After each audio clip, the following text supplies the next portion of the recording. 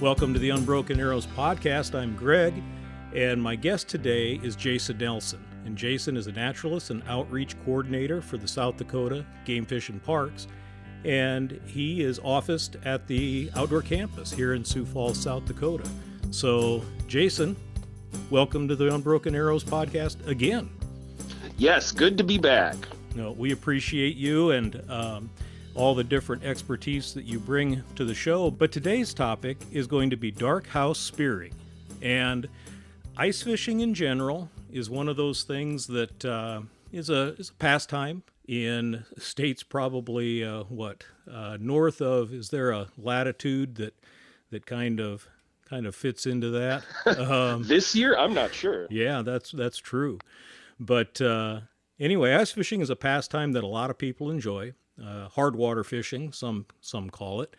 But one of the things that I've been intrigued with is dark house spearing, as I've never done that before. One of the reasons I asked Jason to come on was to talk about this because he has led several workshops that are available at or through the outdoor campus. And I think it's something that people might enjoy. And one of the things that I try to promote on our program is to get down to the basics, the very basics that are necessary, and to help people learn and understand that not necessarily everything has to be a huge expense in terms of getting started. Now, that being said, anything, especially like something specific like dark house spearing, there's going to be specific equipment that you need. But when you compare dark house spearing with just regular ice fishing, Jason, I know with regular ice fishing, you're going to need some type of auger that is going to, you drill the hole in the ice, and you're going to need at the basic rod and reel. I would say specific to ice fishing. You're not going to take a spin cast reel necessarily that you use in the summertime ice fishing, and you might use tip ups in that, and then bait. Now, there are a lot of other things you could use, but at the basics, that's what you would need, I think, to put a hole in the ice and drop a line. What about dark house fishing? Yeah, so dark house spearing is pretty similar to ice fishing in terms of gear. We use an auger to make our spearing holes, but there are some other much more adapted, personalized, or I should say more appropriate equipment, but augers work great. You can get ice saws and big shackles to pull chunks of ice out and things, but we just use an ice auger. And then a way to get your chunks out, we do it by hand. And then a way to get your smaller chunks out, so we just use ice scoops or a shovel. And then you need a dark house. So those can be man-made or purchased. We just simply use ice shacks, the pop-up hub-style ice shacks. You just want to make sure that all of your windows can be closed, and then you need a spear and typically a decoy and a 5-gallon bucket to sit on, and that's about it. Unless everything else after that is creature comforts like heat and snacks and flooring and things like that. Sure, you can't do anything in the outdoors without having snacks nearby. Right. So you use the auger for your hole. So is that a 8-inch, or how large of a diameter hole is that? Yeah, so we at the campus, we're lucky enough, we've got a little bit of everything, but typically we're running an 8-inch auger, and we're doing like a row of 5 and then 3 deep. So it's about a three holes by 5 holes rectangle, and you chew up that ice and you end up with kind of a big chunk in the middle, and then you can either push that under or kind of bob it up and down and then grab a hold of it and get it out of there. Okay, that's a question that I have, Jason, and about that chunk of ice. Is at the end of a dark house spearing fishing day, those that bring that chunk of ice out, and or if you push it under, you're going to be leaving a fairly large open water hole. Absolutely. So what are the safety considerations with both of those types of techniques? So with pushing it under, there's really nothing for you to plug your hole that you've made. So what we recommend is go and cut a few big sticks, some brush, something with some size to it, so that people walking around, or depending on where you are, it might be snowmobilers or something, they don't run over your hole and get injured. Here at the campus, we're just trying to mark our holes so that the weekend hiker doesn't accidentally find our spot. But all you're really trying to do is mark it, and for the most part, people are aware that if they see something funky on the ice, like three big logs sticking up, avoid that, or at least slow down, because something man-made is over there. Well, I would think on big water, if you're fishing a larger reservoir or lake, that would be something that you really need to take into consideration, because on some of those big bodies of water, there's trucks and there's ice houses being pulled and those types Absolutely. of things. So I think that if somebody is going to try this for the first time, don't forget about bringing something. I suppose you talk about you don't want to leave litter, but I suppose that a red or orange flag or something like that might be something that you could use, as long as it's not going to be something that's going to, you know, uh, pollute the environment, I guess. Yeah, we recommend natural things. So like I know one popular item is like wood lath. That Okay. people have made markers with. But typically we're spearing pretty close to shore. I always tell my participants in class that just find a stick or a log or something before you even get rolling, and get it out there. So that way, by the end of the day, you might be cold, tired, it could be dark. You've already got that marking there, and that's Something you don't just have to for do later. safety. You bet. No, that's great Absolutely. advice. Great advice. So, okay, so you mentioned near to shore. So, one of my questions that I have is, if somebody who's interested in doing this, how deep are you going to want to be? Near shore, I'm guessing then fairly shallow. Yep, primarily we're targeting northern pike when we're dark house spearing. And pike in the wintertime are moving relatively slowly. They're kind of scavenging. They're running in shallower water, and we need to be conscious of water visibility.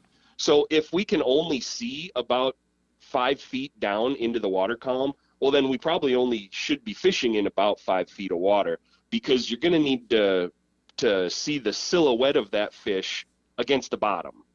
They're so good at blending in. Usually you need them. You need contrast and able to be able to see that fish come into your hole. And so that anywhere from about 8 foot down to about 3 foot that's all really good prime area for attracting pike. Okay, so you're in the dark house and you have the hole in you are ready to get started. And one of the things that sometimes when people hear dark, they think of fishing at night. And part of the reason that this is important to understand with dark house is you're still using the light from the sun. You have to have the light, yeah. Exactly. It's not going to be something that you're going to do it in the dark. So this is the daytime activity. Yep. And you talk about a decoy. Now, actually, I got a little bit ahead of myself there. I do want to talk about light, but one of the things that dark house spearing needs to have to be successful is fairly clear water. Now, back in my biology teaching days and college days, we learned a lot and studied and took turbidity readings. And you mentioned being able to see the silhouette of the fish. And the other thing that to take into consideration is that light, when it hits water, refracts, it bends. And that was one of the questions that I had to ask you too. Does that play a role in terms of being able to accurately spear a fish, or with that depth, that's not as big of an issue? So that is an excellent question, because we teach a lot of like bow fishing classes, and there we teach refraction a lot. With spear fishing, typically you're kind of, by the time it's go time and you're ready to drop your spear, you're going to be standing over the hole looking down. And so refraction really kind of is out of the equation, which is Sure. very handy. That makes sense. Now, in some states, and maybe I'm misspeaking on this one, but I've seen places where people are allowed to use like something to enhance the depth perception. It seemed like it was one of those YouTube videos I watched a while back. They had like this white, I don't know, it was kind of a weighted Oh, yeah. letter X, that they Yep. dropped down, and it gave them then a perspective, something to compare basically from the bottom of what they're Absolutely. I fishing. believe those are really popular with sturgeon spearing, which is not legal here. Okay. But one thing that is popular here, some people use like white beans, and you just sprinkle a bunch of them on the bottom, or crushed up eggshells, something organic. Okay. And that's legal Just to do in South Dakota? it is, Okay. Okay. as long as it's not litter. But Right. that's considered, organic matter. Sure. Okay. Is that going to help a novice or a beginner? Um, Personally, I've never done it. I wouldn't worry about it. I would okay. keep looking around until you find a spot where you can just see the bottom. Okay. Now, the other thing you talked about using the ice auger and possibly an ice saw. Again, don't laugh, but I've also heard of people using chainsaws. Now, is that Oh, something that's absolutely. recommended, or is it easier because I would think that people might have a tendency to make a hole that maybe is larger than what they need if they have a way to make a hole easier. Sure. I would say for the size of the hole, kind of that 3x5 is just a nice size for one or two people. You don't want too much room because that it just gets more dangerous every Hmm. time you move around or your phone rings. You're more likely to lose something or fall in. But yeah, as far as the tool, I have an electric chainsaw. It works great. Yeah, I just here at the outdoor campus we use an auger, but yeah, chainsaws are a great idea Okay. if you follow all the safety Right. protocols. Right. Sure. Absolutely. Okay. So we talked about near shore. In your opinion, is there an ideal depth to shoot for? I always so our spears here are 5 feet. I like, 6, 7, 8 feet. If I can find that much visibility, which can be very tricky in South Dakota. If you can get a fish in 4 foot of water, it's going to be tough to miss, quite honestly. So Okay. shallower is better, but for me, I'm looking for less than 10 is the goal. Okay. And I don't get too particular after that, as long as I can see. Okay. So we are out on the ice. We found a log or some type of natural object that we can use at the end of our fishing day to mark the hole. We have our ice shack set up and we're ready to go. And I think, and I've seen different types of things in terms of my research for this particular podcast, but I think there's different types of decoys that you can use, and also like Oh, flasher, yeah. something that's a flash in the water that might attract fish. So, what types of things would you use, and how would you do that? Sure. So I'll start with decoys. Decoys can be very inexpensive. You can pick them up at any bait shop, and you can get all the way to custom hand carved, very, very expensive decoys. But they all should do the same thing, which is they have an eyelet on the top, and they have a curve to them. So when you drop them in the water, you hang them from a line, and I usually tie that line to the top of my ice shack so that it just hangs, and then you hang it down halfway. So say Hmm. you're in 6 feet of water, I'd put it about 3, 4 foot down. Okay. And so when you jerk that line, you can let it go, and it just kind of corkscrews back down, and it just gives that decoy some life and some motion. And you just do that. Maybe I'll pop it 2, 3 times, and then I'll wait for 5, 10 minutes, because the pike, they can feel that motion. They hopefully can see it, and they are very curious, and they typically come in pretty slow just to look at it. And that's when we get our opportunity. You can get very into the weeds about which color of decoy, or if you're mimicking a bait species that's in the lake you're fishing in. And all of that is personal preference. I personally like really loud decoys, like bright white with a red head, or Okay. just really bright colors. You could also do things like spoons. A major northern pike lure in the spring, summer, and fall is casting spoons at them. Mm-hmm. So oftentimes you could just take the hook off of a daredevil and drop it down there and jig it a little bit. Oh, sure. That's another great attractant as well. Anything to get their attention works.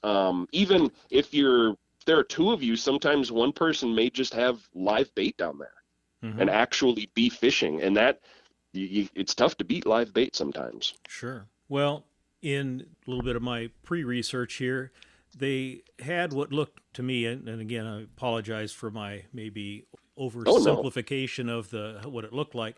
Those little metal discs that they used to use when putting tar paper down on roofs, when they were putting a new layer of tar paper and shingles on, those little metal discs.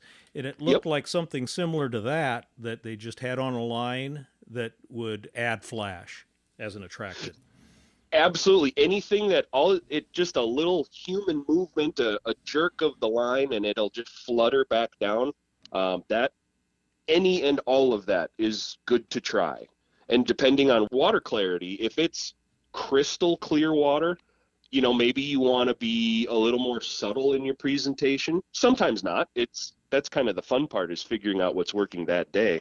But if I'm in a murkier area, yeah, I want noise, I want flash, I want everything to at least start with, because a fish 100 yards away is going to have to feel my presence before they see it. Mm-hmm.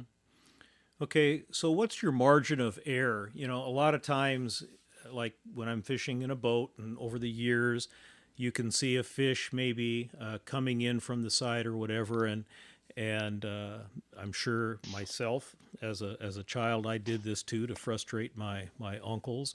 But you drop something or something in the boat, and that noticeably spooks the fish.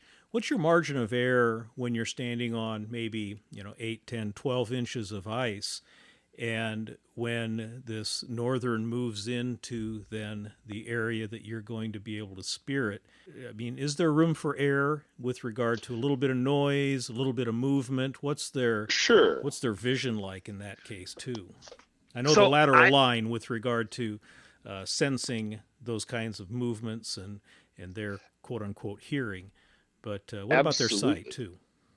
So I'll speak for the way we do it. We're never trying to talk at full volume, no matter what, because sound travels through ice and water and all that very well. It's not, we don't have a phone playing music. It's a pretty quiet time. Not to say you can't chat and have fun. We're just not hooting and hollering. And the point of the decoy is to really distract that fish. So once they come in, you can tell by body language if they're just keyed right up on your decoy and coming in slow and staring at it. Then you have their attention. You can get away with quite a lot, and even some noise. So then, maybe if you go from sitting on a bucket to standing up, well, that makes some noise. And then slipping your spear into the water. All that motion, typically you get away with, Okay. as long as that fish is really interested in the decoy. If they're just coming in nonchalantly, they may even tilt their bodies and look up and notice things. But as a scuba diver, I have a little experience in what those fish are seeing. From their perspective, an open hole in the ice is a dark spot. So Okay. they're not really, it's not like a two-way mirror where they can see what you're doing. What they're going to catch is that something bright and flashy above them. So as long as you move slowly and deliberately, you get away with quite a bit. Sure. Well, I suppose that if that's the case, it's a dark hole, and then you've got the opaque, dark ice house there, so that's dark on dark. So you probably don't want to wear a white stocking hat or white clothes to offset that. I haven't noticed. With Okay. all of our participants, yeah, we don't request them to wear anything specific, and I really haven't noticed. I think it's more just the light of the ice is so much more brilliant than the open hole. Okay, sure. That makes sense. Okay, if you're on bigger water, a bigger lake that has, let's put it this way, you have the choice of maybe setting up over a gravel bottom or a sand bottom versus maybe a little bit further away from shoreline and you've got some vegetation. Is there a preference or is there a difference in terms of the techniques that you would use in those particular areas? I would pick vegetation over anything, Okay. as Because long as I of, could see it and it's not too deep. Vegetation is where the life is. okay. That's where the macroinvertebrates are. That's where the small bait fish are, and that's where pike love to hunt. They are ambush predators first, and Mhm. so they sit in the grasses and the weeds, and they wait for prey to come to them. Why spearfishing works so well is because middle of the day they got to get up and stretch. They hunt, they move around as well, and so when they find you, it everything just works a little bit better. And so if I'm on the weeds, it's not like they have to cross the lake to find me. Do you, when you, and we'll talk a little bit later about some of the opportunities for people maybe to attend a workshop, but as part of that workshop, is there any way that somebody that's new to this can practice, or is it full immersion, you're fishing right away? In terms of using the spear, is what I'm talking about. So the way our class works, it's typically about a half hour of indoor instruction. We go over the gear, we go over safety concerns, ice concerns, just the act of dark house spearing in the first place. We'll go over, limits and regulations and things. And then we go out and we teach them how to make the hole. That's kind of the most daunting task that we find out most of our participants feel is going to be the worst part, and it's really not bad at all. Mm-hmm. So we get them over that hurdle, and then for like the first couple minutes we say, just you see that weird little thing at the bottom of the pond, throw your spear at it and just practice. Mm-hmm. That you don't want your first throw to be at a world-class pike or something. So give it, I mean, just get the feel for it. It really doesn't take much with these modern spears. Okay.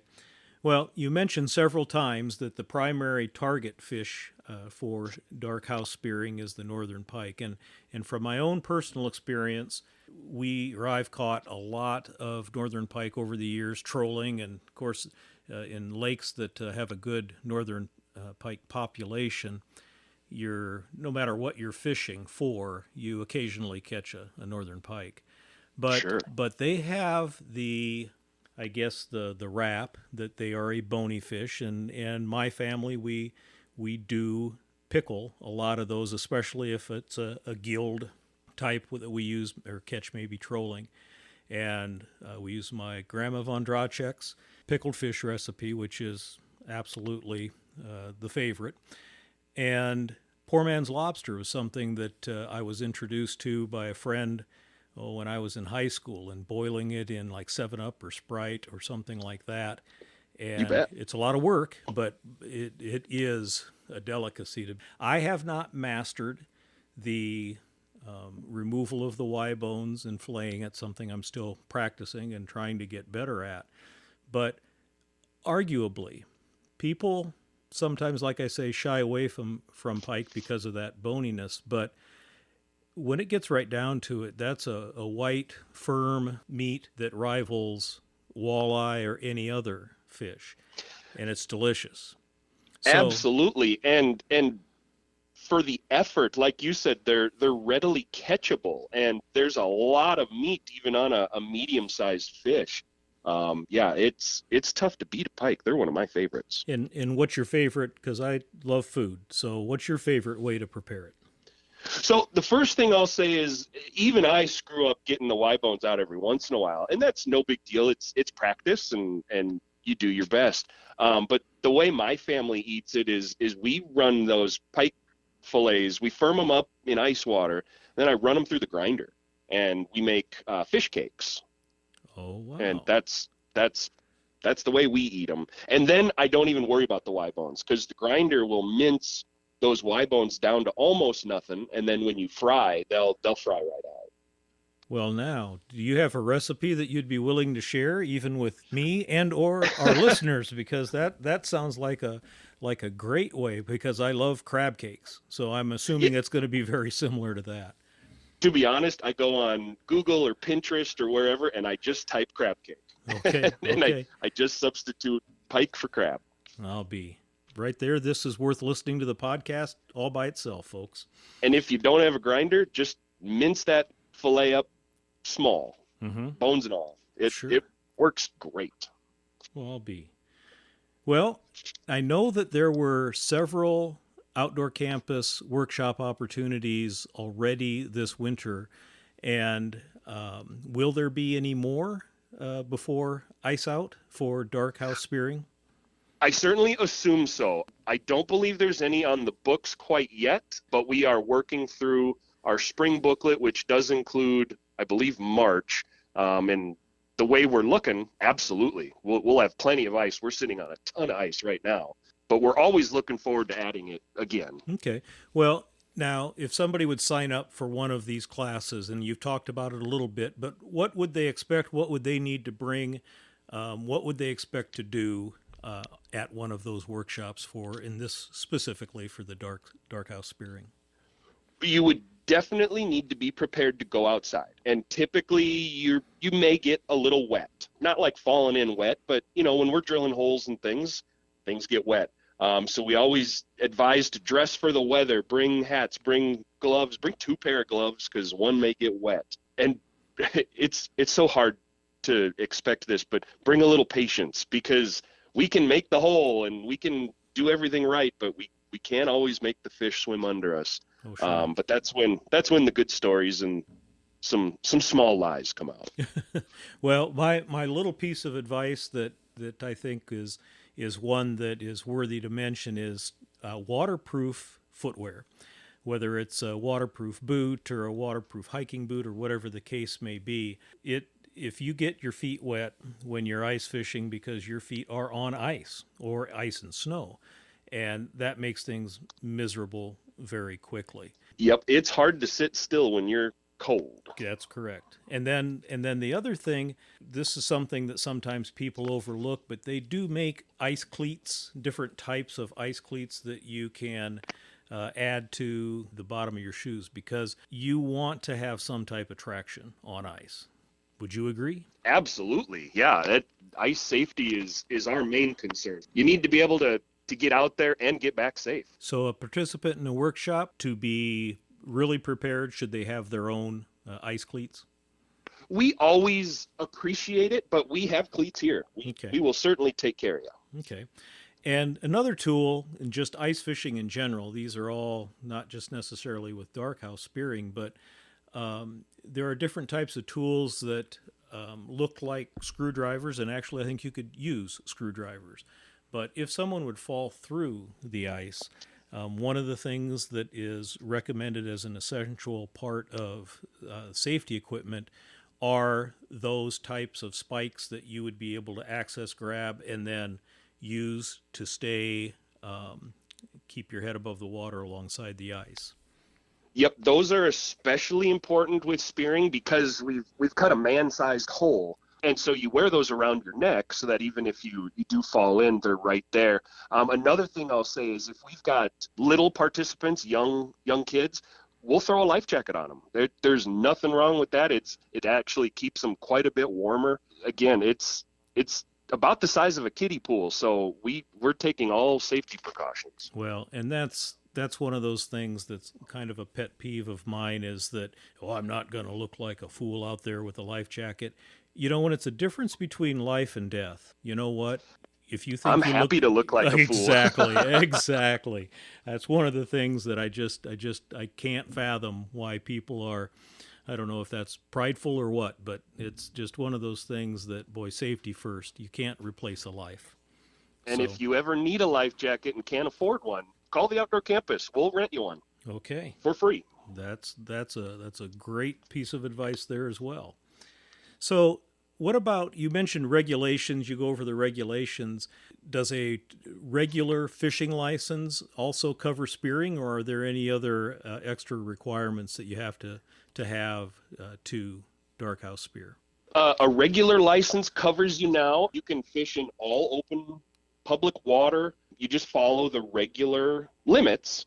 And depending on the water body, there may be a couple special regulations, but you'll find those in your hunting and fishing handbook. And they're pretty rare to have a special regulation. And other than that, you can start at sunrise and you're done at sunset. It's like you said earlier, we're not doing this in the dark. We're just utilizing some dark to see. Right. Okay. Well, any other things about dark house spearing that I didn't ask or you'd want to mention with regard to, just the experience, overall experience, or tips for success? I think it's worth everyone checking out. If you're really curious, do some research online and check out YouTube. Find some really fun videos of people doing it. And when you're ready, give us a call and we'll take you out. Okay, so if somebody, maybe not dark house spearing, but if somebody wants to check out the different types of opportunities that are available at the outdoor campus, how do they go and search the different types of workshops and activities that are available? Because there are a lot. This is my plug for the South Dakota Game Fish and Parks. I love to promote what you are doing and how you are doing it, because there's something for everyone. So if there's somebody that wants to check out those different opportunities, where do they look, Jason? So you can always check out our most recent activities and things coming up soon on our Facebook page, and that's just the Outdoor Campus Sioux Falls. But to find all of our regular goings on and the calendar with all of our events, you can go to gfp.sd.gov. And then we have an education tab where you can find programs all over the state. Doesn't matter where you are. Usually we've got a program in your area. Okay. And any of those particular opportunities, do you have, within reason, do you have age limits, and do you list those in those types of workshops, or are they a lot of times, open for everybody of every age, again, within reason? Most of the time they are open to absolutely everybody. Every once in a while we'll do an adult only class, which is typically 16 and up, but that'll be very easy to spot. It's typically right in the title, but the majority of our programming is geared for everybody. And another plug that I want to make is that if you are an outdoorsman and you want to help encourage others to enjoy the outdoors as you do, you're always looking for volunteers, and there's a way to sign up, and you get some training, and then you are able to work with the South Dakota Game Fish and Parks to help promote the outdoor activities. Absolutely. Yep. Just call us here at the campus and we'll get you to the right people. Okay.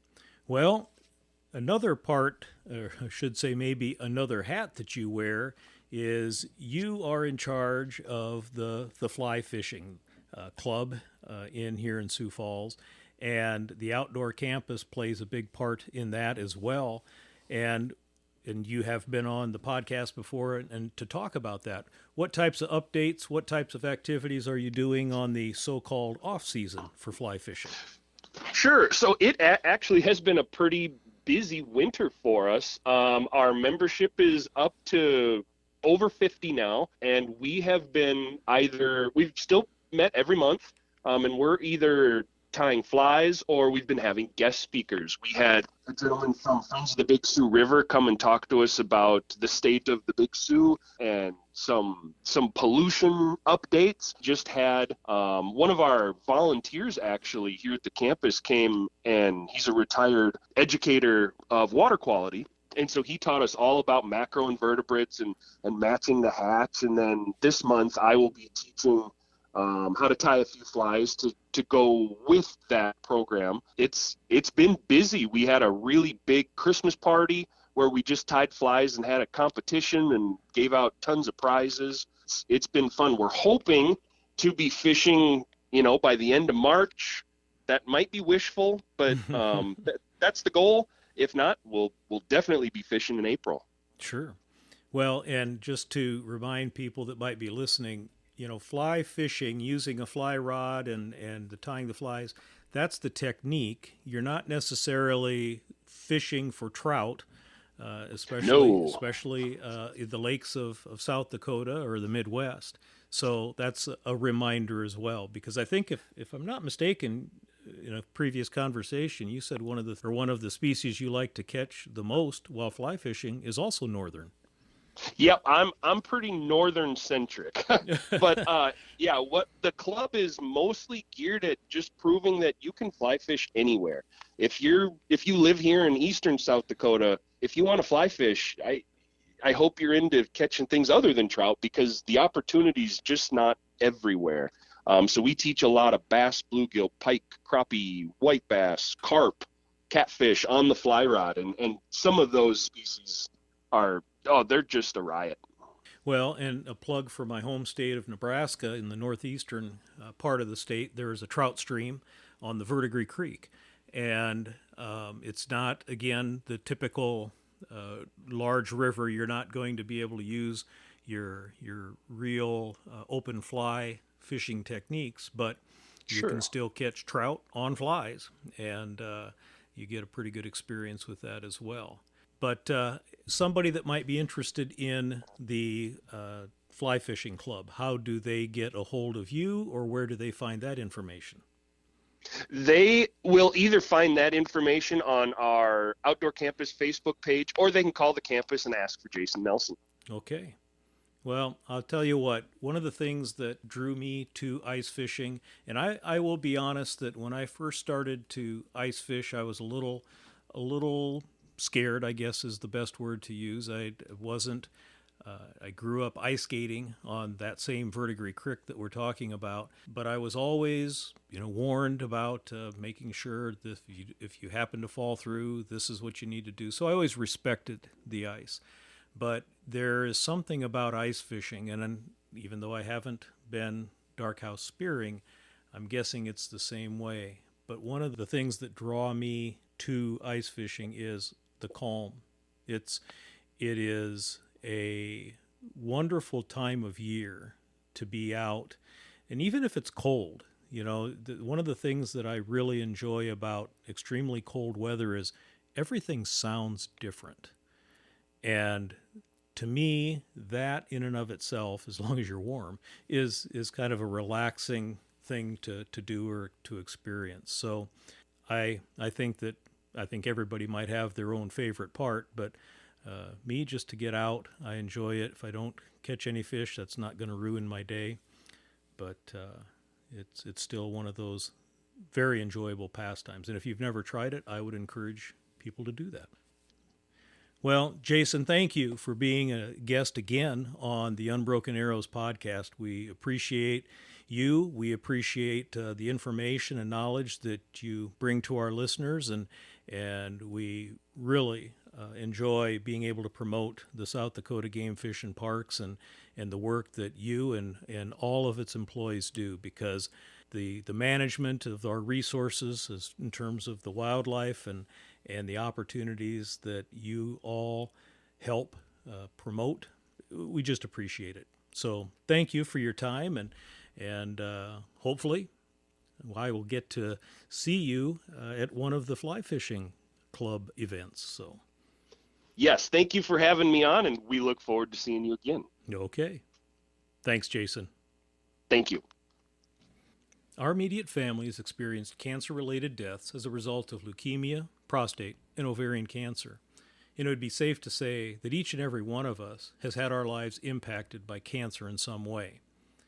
A healthy diet and exercise through outdoor activities has the potential to improve a person's physical and mental health. At any age, if you're active, stay active. If you're not as active as you'd like to be, well, it's not too late to start now as a way to improve your physical and mental health. And if you or someone you know is thinking of suicide or in need of crisis intervention, call the Suicide and Crisis Lifeline by dialing 988. You have to remember that the world is a better place with you in it. To all our listeners, take some time to get outside, enjoy the outdoors, and experience its healing powers. With that, on behalf of Catherine and me, until next time.